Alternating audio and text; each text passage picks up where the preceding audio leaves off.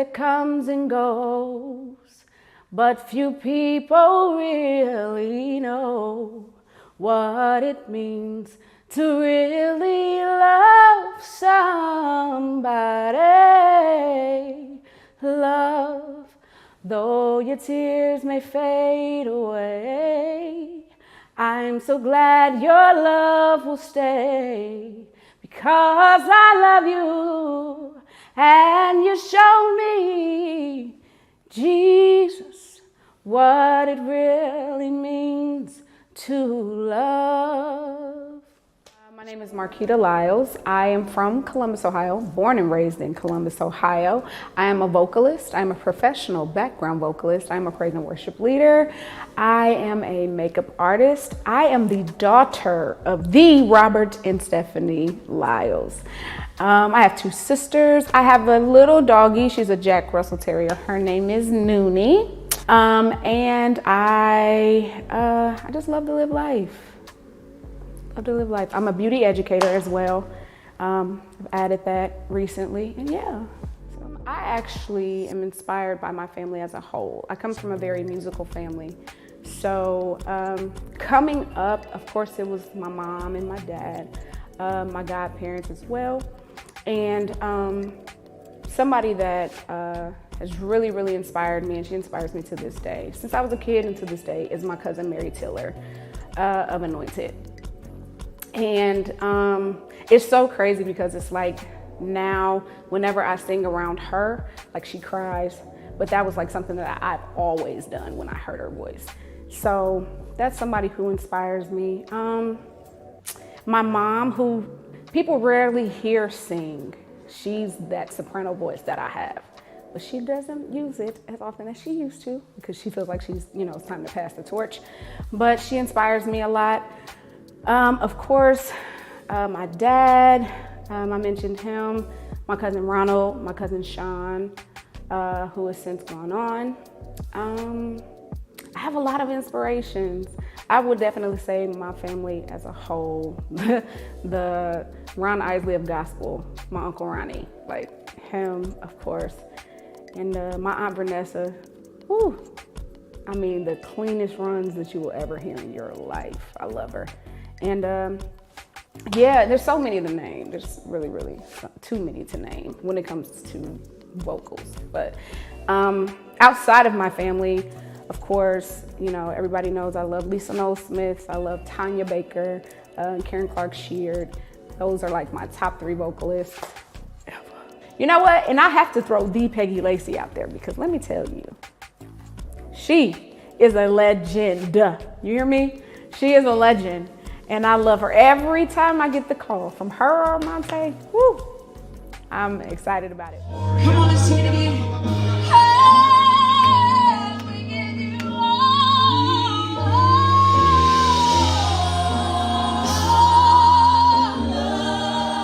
glory. We worship you. Father, we worship you tonight for who you are.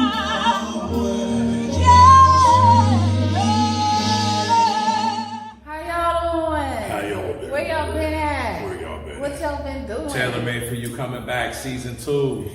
So you guys, we are just chilling and kicking it, and we were like, you know what? Let's go do a video. For real, we actually felt like we were looking pretty good today. We look alright. We look cute. Wifey, she had the birthday, and she's killing the game. Okay, I am 50, y'all. And killing the game. Flyer at 50. Oh, thank you, baby. I would have kissed you on the list, but I don't want to be lipstick. wearing lipstick. Right. Brothers. No. Go ahead, have your little spiel. No. Just because you try to play my violin for me. Go ahead. What you say? So anyway, we wanted to come on because it's been a minute, y'all, and we thank y'all. First of all, can we just thank everybody for supporting us, who did support us for Tailor Made for You Season 1. And asking us, where's Season 2? Where is Season 2? Yeah. Season 2 is coming at you. Yes, it's coming up really soon, you guys. So thank you for being patient. Y'all be patient for them other shows. Y'all know y'all have all them shows and y'all watch the season and then y'all like, well, when next season coming? And they take 10 10 million years to cover our season. And then when they do, you got to go back and watch some episodes. So that's a good segue, though, baby. We are interested in hearing what you would like to see. Yeah. You want to be part of our studio audience. Check back in with why you mad. Yeah. So much. We're gonna have some musical artists and Yeah, we're gonna do that again where we have special guests on. We're gonna invite you guys to come and sit with us and talk with us. we may be in different locations. Yeah. There's a lot that's on the horizon. Yeah, we got some things brewing. So we just want you guys to stay connected and come back, spread the word. Stick with us, stay locked in. I could not remember that except for the time for our show. Well, that's when you're supposed to say it. Tailor made for you. Love y'all. Bye. Peace. Hi, my name is Marquita Lyles, and this is my story. So I really didn't get into makeup until I was close to 30, actually, which that was not long ago, okay? It wasn't that long ago. But when I was close to 30, it was like me being a vocalist, I had to get into makeup because I was like, I just wanted to, I wanted my personal appearance to be excellent. Every time I hit a stage, every time I hit a ministry platform, you know, it didn't have to be over the top extravagant, but I just wanted to at least feel like it was a certain feeling that I wanted. So it was like being that I never dealt with a whole lot of like acne or any of that type of thing or whatever, but I still had like some insecurities about my looks. And I can't say, I mean, I did, like certain things still, you know, rise up here and there, but it was like I seen my grandmother, it was a confidence, I understood what she felt when I started doing my own makeup. And I was just like, okay. Like, you know, of course now, my grandmother, she had nothing less than Dermablend. I'm not spending $60 to $100 for a powder, I'm sorry. But she was always like, put it out there. She would spend that money to look the way she looked. But I found a way, different techniques and different things like that that worked for me. And it just started making me feel a little better internally, you know? And that's, you know, that aligns with fashion as well. And it's kind of like it gives you a newfound confidence where it's like you actually sing better. You present yourself better. You're more confident when you sing. And so it's something that people probably would never believe that I deal with, but sometimes it's like physical appearance is a struggle for me. Even to, you know, like body image and stuff like that. And it's kind of like, at one point, I was 200 plus and people did not know. Like I was over 200 and such pounds. It scared me because I didn't feel it. But I noticed, you know, it when I was wearing different things and I'm like, I don't look as tailored as I would like to or whatever. And so I had lost weight the first time.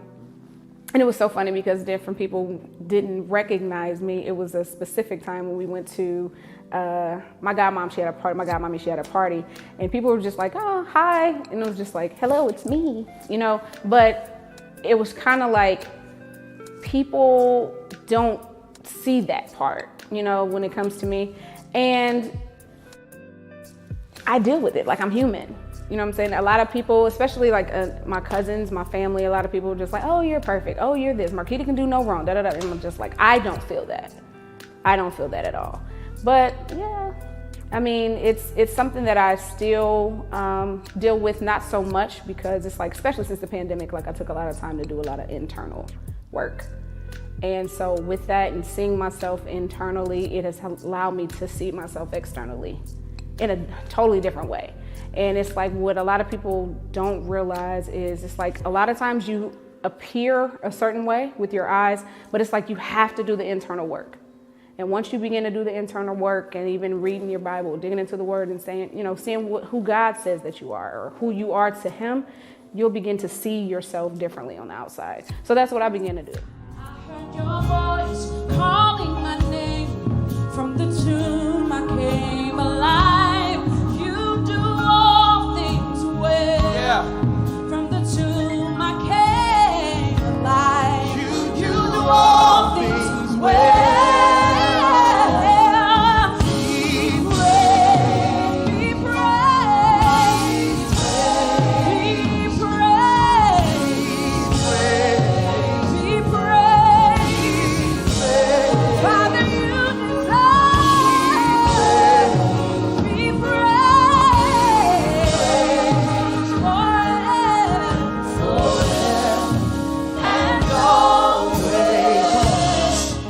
been 7 years since we've been on the scene. It's been 7 years since we've been on the stage. It's been 7 years and our time of rest is complete. Taylor Branding Company, formerly known as I Know a Name, is back. Every beginning comes from another beginning's end, so let's begin again.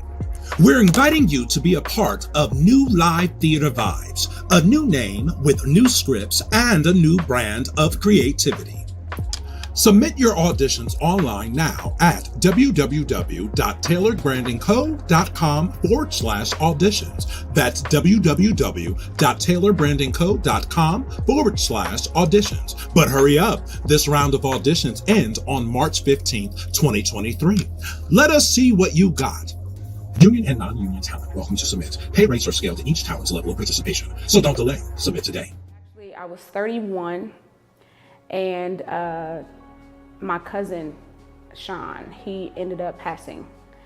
And the way that he passed, you know, he always was just like, if I'm gonna go, because he always dealt with health issues.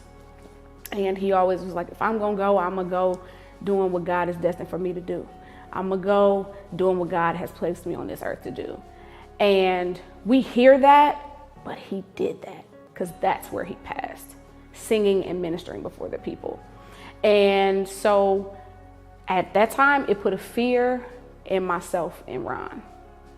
And so it was something that we couldn't get past for a long time.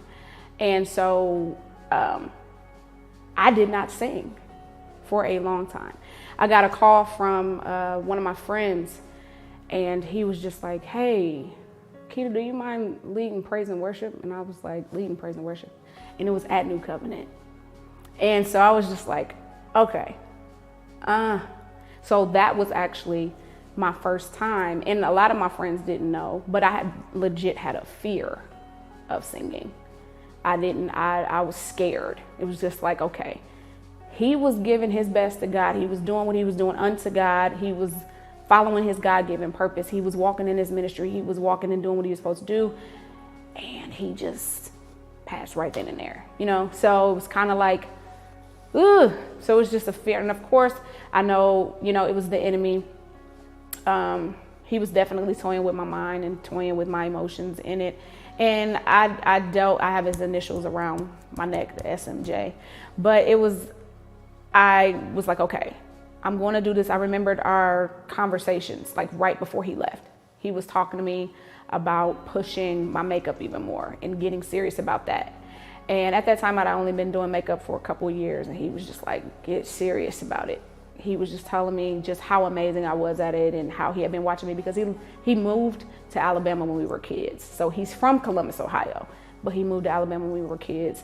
And, you know, I was just like, okay, so he's watching from afar. So it's like social media does have some perks. It does have some advantages. So he was able to watch. And, you know, of course, he would talk about my music and talk about me singing. And I started thinking my aunt, his mom, my Aunt Diane, she was talking one day, and she was just like, it just amazes me how what they did as kids, they really grew up to do in the ministry for real, for God.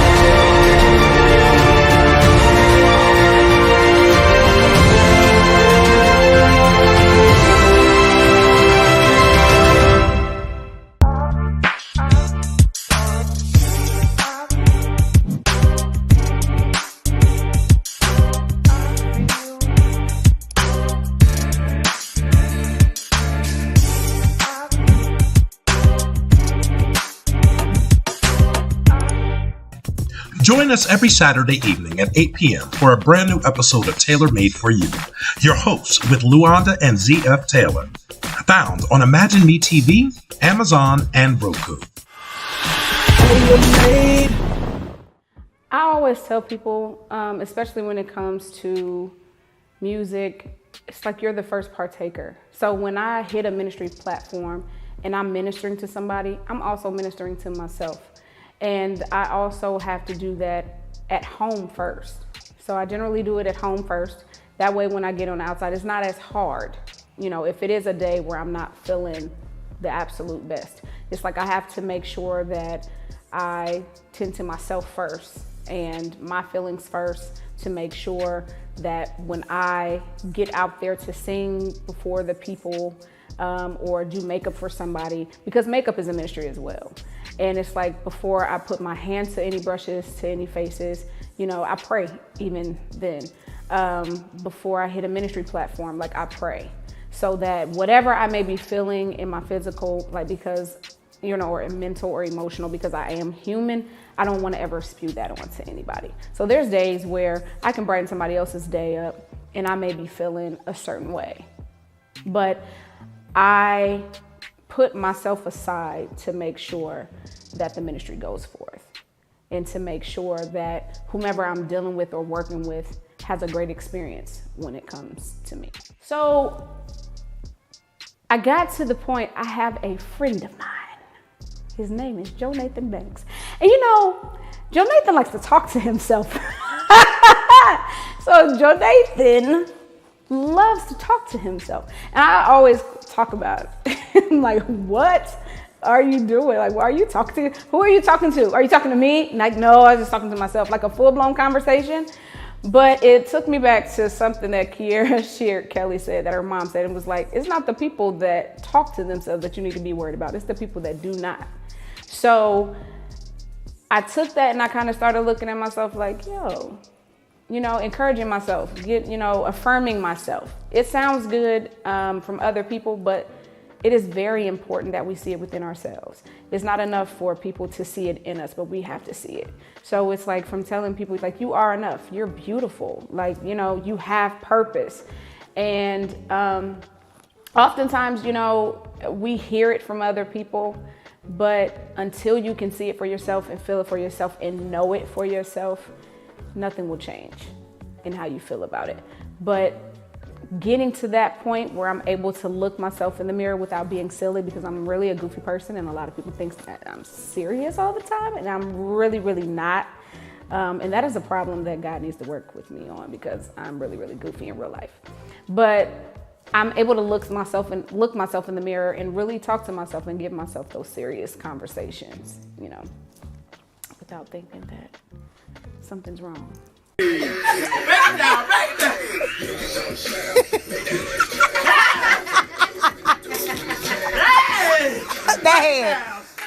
Coming up next on Black, Bold, and Beautiful, My Story. Tried to take my own life. Didn't work either time.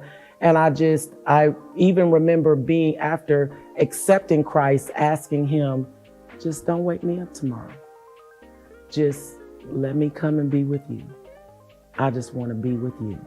If you can let me be with you, then I'll be fine. And I woke up the next day angry with God because I was awake. And finally, one day, he said, I want you to start enjoying life.